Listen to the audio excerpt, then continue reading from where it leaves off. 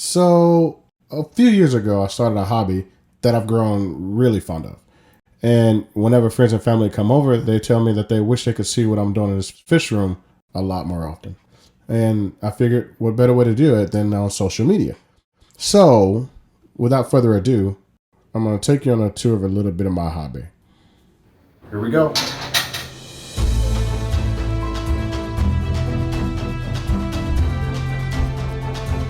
So here is my humble fish room, and it is humble despite the dramatic opening of the doors.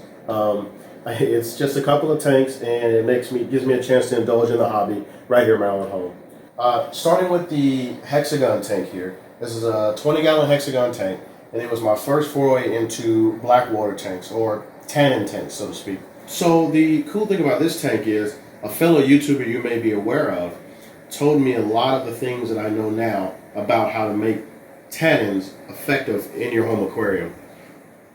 I'll introduce you to that YouTuber and a lot more about how to do tannins in a later video. The next tank I want to look at is a 35-gallon hexagon tank. The hexagon footprint is a really cool footprint because you can do a lot of things aesthetically pleasing and get some really good plant growth at the same time, as long as you're using the right lighting. This planted tank here has a lot of tetras in it and a couple other little goodies I'll get into in future episodes. I do dabble a bit in saltwater tank. I wouldn't call myself an expert by any means, but saltwater tanking is a really cool part of the fish keeping hobby, and I think it's something that people overlook a lot, or they get intimidated about it a lot. And as I learned, I want you to learn as well. So a lot of the saltwater fish that people are very familiar with are things like the Ocellaris clownfish or Little Nemo. And I have two of them in this tank. Along with Little Nemo here, I have a couple of green chromas as well as cardinal fish. There are a lot of other things in this tank that I think you'll find really interesting, but I'm going to talk about them in a future video. Let's check out this side of the room. So over here we have what's eventually going to be a shell-dwelling cichlid tank. I've always been fascinated with that type of fish, especially their personalities and the fact that they live in shells. I've seen these guys in other people's tanks, and the way that they move the shells around, mark their territory, and defend it pretty vigorously have always fascinated me.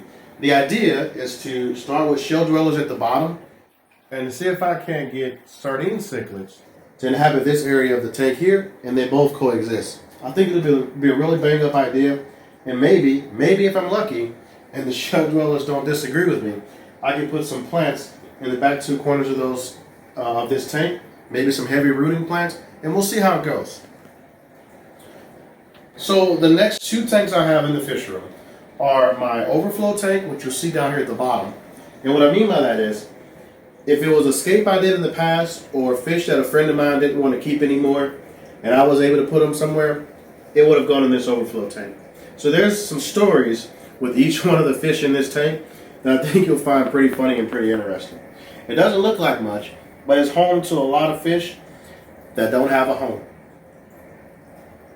Up here is the newest addition to the fish room, and it's my first try at rimless tanks.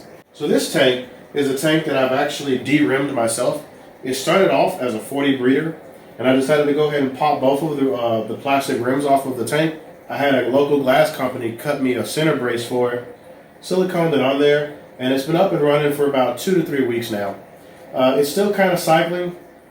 I did seed it with some media from other planted tanks in order to get it to cycle a little bit faster, and this is in no way the finished form. In fact, I still have some river stones here holding down my wood, just to try to get it to sink and stay down at the bottom. I don't know what I'm going to do with this tank. I can go two ways with it. I was either going to go with it being an all shrimp tank, or there are some thread fin rainbows that I'm actually really into, and I wanted to see if I can get those guys to do really well in this tank. So just stay tuned and we'll see what I do with it. Alright, so fish room, empty tank, what's the story, right? Well, I'm going to let you guys tell me what the story is going to be. Go a couple of ways. I can do saltwater.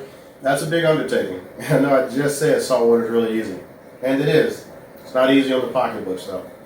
Or I can do a nice big planted tank in here, which is kind of what I'm leaning towards. And the third option would of course be a cichlid tank.